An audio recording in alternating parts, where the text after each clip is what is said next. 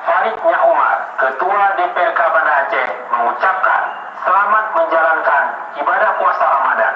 Semoga sahur kita diberkahi oleh Allah Subhanahu wa Ta'ala. Saya Amiruddin, PD Wali Kota Banda Aceh, mengucapkan selamat